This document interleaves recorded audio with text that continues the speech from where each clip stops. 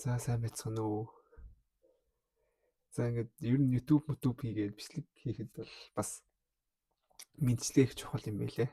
За тэгээ сайн байцгаана уу, сайхан үйлчлцгөөж байна уу, дарж гин үү, дулууцсан өмсөж гин үү. За өнөөдөр би өчтөр бүр ажил дээр ингээд бодоол байлаа. Тэр юуны талаар бодсон бэ гэхээр ганц бие залуучуудынхаа талаар их бодлоо.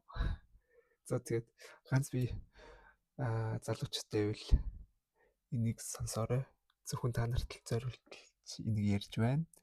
За тэгээд та нартай одоо юу ярих вэ гэхээр за одоо хэдүүл яг юу ч ярих вэ тий. За тагсаа. Зөндөө хэдүүл ярих юм зөндөө байгаа. Зөндөө илүү яах вэ? За тэгээд одоо хамгийн гол нь дайралт ирж штэ тий. Яг өдөрлөнд одоо цагаан сар болно.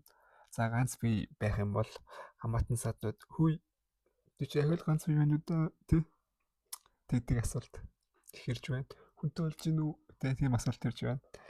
Ирэх гэж байна. Тийм учраас байгалийн давч хүчин зүйлсээс бүгдээрээ бэлэн байхын тулд энэ яриа хийж байгаа маа. Ер нь энэ талаар ерөөхдөө нэг яриаг үйд юм билээ. Би бас YouTube за тэгэл ер нь ямарваа нэгэн сошиал сувгаар хайгаа үтсэг чинь ийм сэдв бол хөндөгдөөгүй үйд юм билээ.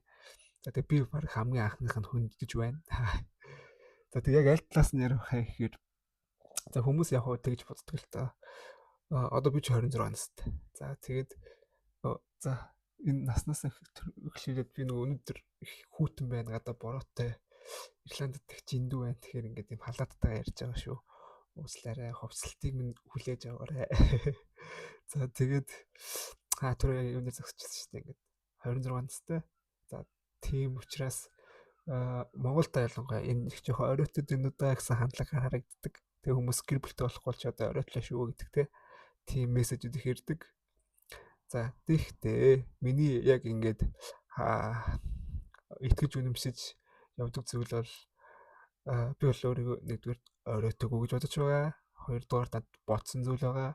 Яг энэ мэтчлэн бусад залуучууд ч гэсэн маш том давуу тал маш том хүч байгаа гэж би бодож байна.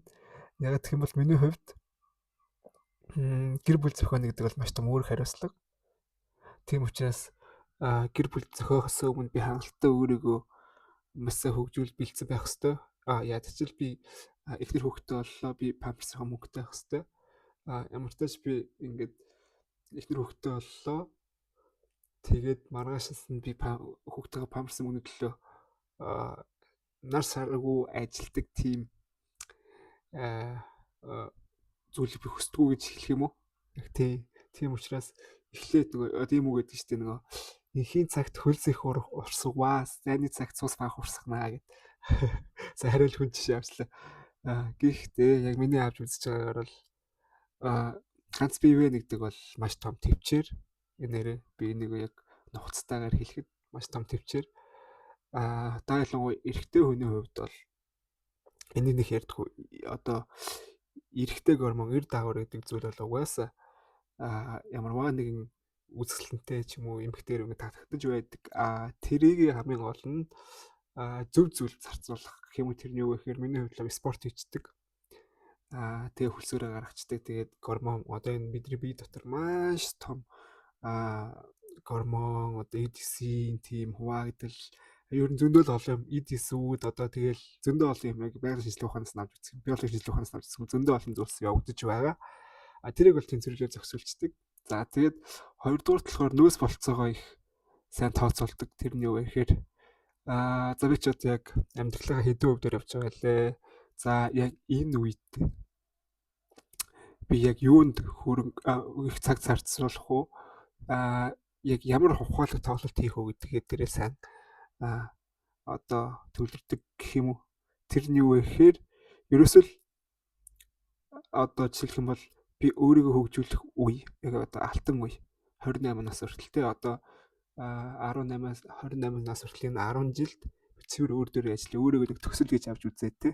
Тэгэл ерөөсөө яг тийшээгээл тууштай ерөөсөө юу ч бодохгүйгээр яг өөрийнхөө олж авна гэсэн тэдгээр зүйлсийн төлөвлөл явах хэрэгтэй гэж би боддог. Тэгээд заримдаа би тэнийг юм гэх юм уу одоо тэнэг гэх юм уу одоо энэ тэмтэй ч юм уу нэг тийм одоо тийм одоо мэдээж эрэгтэй хүн болсон хойно хүүхэн эмэгтэй хүн сэтгэл татагдаж таараа хамгийн гол нь тэр үед би зүгээр за нүдээ боох нь ихэнх цаашаа зүгээр нүдээ анаад ер нь баг өнгөрчдөг тэгээ за ингээл за энэ зүгээр л ингээд одоо нүгүүд өвчхүүлдээ тэ яг тийм бол цаг нь биш за яг хүмүүс ярьдаг л дээ за битээ хотлаа чи өөрийгөө хүн амьтан тоогдох байхаар битээ ингэж гоё битээ ингэж худлаа ингээд өөрийгөө арсыг хамгаалаад гэж ярьдаг л та гэхдээ энэ бол үнэн яагаад гэх юм бол тэгж тэр хэлсэн хүмүүсийн үнэн бол биш шүү миний ярьж байгаа зүйл бол үнэ яагаад гэх юм бол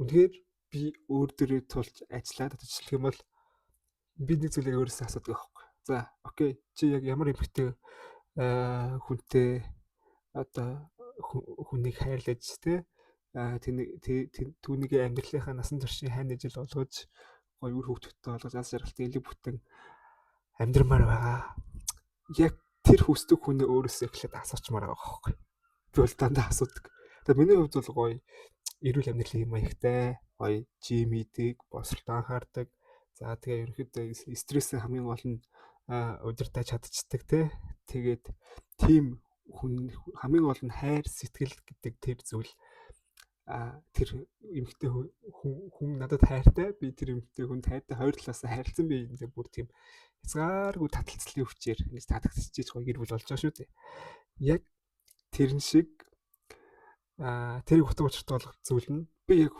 тэр хүнээс хүсдэг зүйлээ эхлээд өөрөөсөө асуух хэрэгтэй байхгүй жишээ нь бол тэр эмэгтэйгээс хүсэж байгаа зүйл надад байгаа юу те хэрэг байхгүй бол комон угаасаа тэр эмэгтэй хүн надад олдохгүй яагаад гэвэл тэр чинь таталцлын хүчин зөрчиж байгаа гэсэн үг. Яагаад гэх юм бол би тийм хүн хүсэж байгаа бол эхлээд өөрийгөө тийм болох хэрэгтэй л гэсэн санаа би хэлэх гээд байгаа байхгүй. Тий. Тэгэхээр өрөөдөө одоо яг энэ нандин санааг л би ганц би одоо хүмүүстэй л хэлэх гэсэн. Бид нар маш их төвчээртэй байгаа шүү. Тэгээд маш том бас нөөц болцоо дээр толгуурлаж байгаа шүү дүгнэлт хэлэхэд. Тэгээд тэрийг нөөц болцоогоо гоё ашиглая. Нэгдүгээр хоёрдугаар болохоор гэр бүл зохион гэдэг бол угаасаа маш том үр хариуцлагатай зүйл. Тийм учраас тэрнээс өмнө амжиж одоо борооноос өмнө зонтгоо аваарай гэдэг шиг, шүхрээ аваарай гэдэг шиг тэрнээс өмнө амжиж өөрийгөө хөгжүүлсэн байхад маш гоё санхүүгийн эрхчлөөтэй, эрүүл мэндийн асуудалгүй өөрийгөө гоё хөгжүүлсэн, хил ус сурцсан, би хаана бас гоё өвдөг штэ нэг тийм эр хүн шиг гоё, тийм гоё зүйлийг бүтээсэн байхад ирээдүйд ирэх хань ижилтэй ч гэсэн гоё нүур дүүрэн харагдана, хаднуудтай ч гэсэн гоё таашаагдана. За тэгээд үр хөвгттэй ч гэсэн гоё цаг зав зарцуулж чадсан шүү дээ. Тэгэхгүй бол тэгэл үр хөвгтийнхээ сургуулийн мөнгө төгрөг инээ тэрэ гээл одоо тээгүүгээд байх юм бол үр хөвгтүүд маань хүртэл хаягдаад яг тулж ажиллахгүй болохоор сайн хүмүүжлэлт анхаарч чадахгүй. Тийм учраас миний санаа бол энэ байна. Тэгээд авахын аваарай. За тэгээд түр баяртай. Миний нөгөө ярих хугацаа ингэ дуусч байгаа учраас бичлэгээ дуусгая. Түр баяртай.